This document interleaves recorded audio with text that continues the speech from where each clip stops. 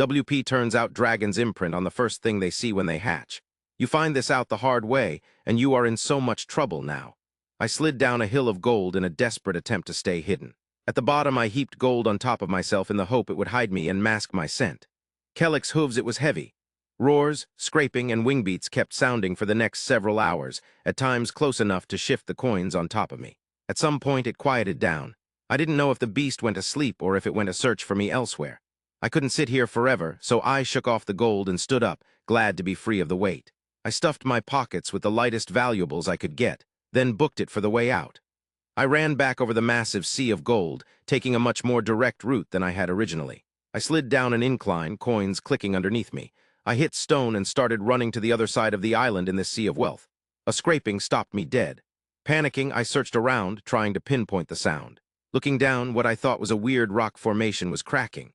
A small hole, and then a head poked out, followed by a body as it smashed the egg and fell to the floor. I don't know how long I stood transfixed to that spot, but it took until the whelp opened its eyes before logic kicked in and I kept running. I made it to the exit, snagging a necklace almost on accident as I ran through the cave. Alive and generally uninjured. I returned home and lived like a king for the next several days. Everyone knew my name. Everyone was my friend.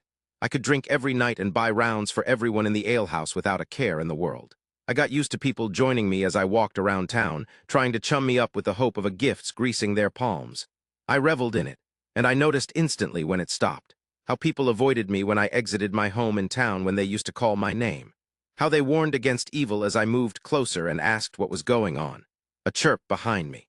I turned and found a dragon whelp sitting on the grass. I ran, and it followed. A day's worth of avoiding the tiny beast got me nowhere. I stuffed it in a sack and brought it to the edge of the wood, dumping it there before sprinting home. Killing it was out of the question. The mother would destroy everything in revenge. The next day it was back. I went to increasing lengths to bridge of it. Rivers, mountains, horses. Until desperate, I went back to the dragon's cave. I ran in as far as I dared and dumped the whelp. It still came back, regardless of how many times I tried. Running out of ideas and terrified of the consequences that would surely come if the whelp was not returned to the mother, I picked it up and trekked back through the cave, to the cavern I had seen the eggs.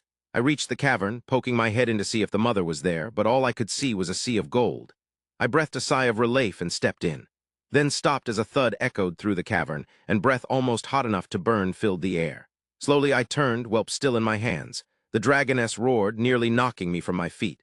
Instinctively, I held up the whelp to try and block the cacophony and heat. The roar stopped, and I tentatively opened my eyes.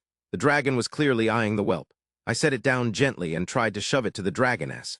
The whelp just turned right back around and kept chirping at me. The mother gave a low growl that almost seemed like speech. I pushed the whelp again, and this time the mother picked it up in her jaws and stepped over me, taking it into her hoard.